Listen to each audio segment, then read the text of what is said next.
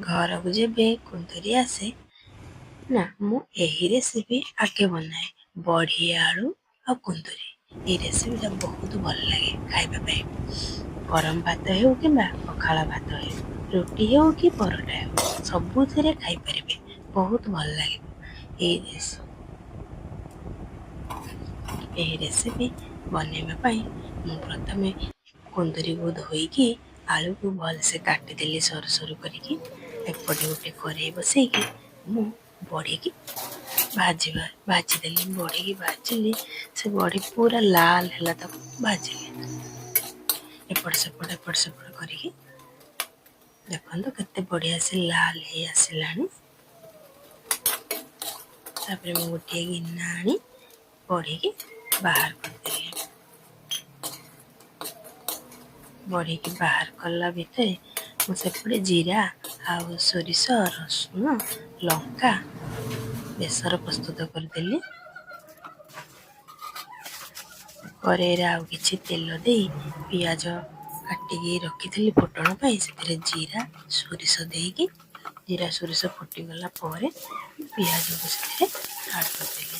पियाज को एपट सेपट भाजिकी पियाज देखो ब्राउन होगा आसलानी। से जो कुंदरी आलू काटिकी छाणी रखी पकईदेली। तापर कुंदरी आलू को किसी समय मो भाजिला एपट सेपट करिकी से बेसर बाटिकी जो रखी आड कली।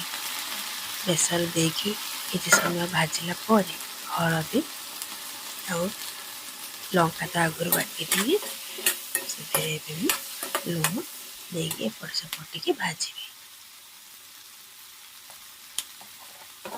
किसी समय एमती भाजिला देखो केते बढ़िया कुंदरी आलू सीझी आसलानी, बेसर भी सीझी आसलानी। से मुझे पानी आड करी। पानी बेसी देवेनि, मीडियम पानी रखी।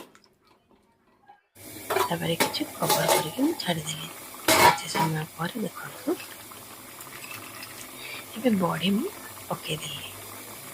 बड़ी पकईकी पुणी किसी समय सीझा छाड़देली घाटिकी। टमाटो गोटे देदेली। किसी समय पर देखो बढ़िया कुंदरू बड़ी आलू टमाटो रेसिपीटा मोर हो जाए। सुंदर देखा जाउची और खाइले भी बहुत बढ़िया लगे।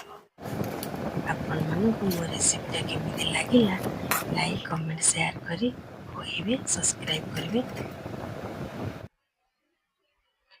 रहिली। जय जगन्नाथ।